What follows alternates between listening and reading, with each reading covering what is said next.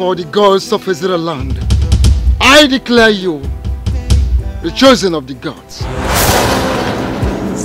Right now, I am speaking with the chosen king. Yes, you are, and I am talking to Queen Designate. Oh my God, I love the way you just said that. Now I am going to show them that I am an Israel man who has spent all his life in this community. I am not a desperate scum like you.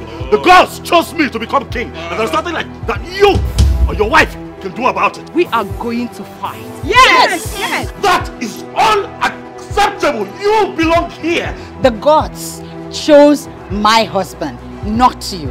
The earlier you understand and appreciate that, the better. You have only today to go back to Chukwuka and tell him that I am the chosen one. Be very careful what you say before me, before you speak yourself into trouble. I have come to formally tell you, Ezalo said that I am no longer interested in becoming king. That's an insult on our personality. It's also an insult to bring this girl into my home. It is disrespect to me, disrespect to my wife. Kinsmen, family, friends will begin to put you under pressure. Why would you say that to me? In you I have found true love, and I'm not going to destroy all of that. All because of kingship. I am not insisting on being the queen. All I want is just to have my husband in one piece. We will resist her with everything that we have. Yes! Now you are beginning to speak the abominable. It is my time, it is my turn.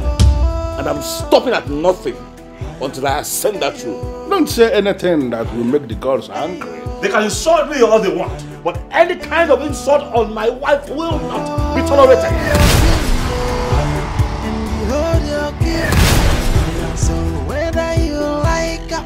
You know where you are? This is Nollywood Pictures TV.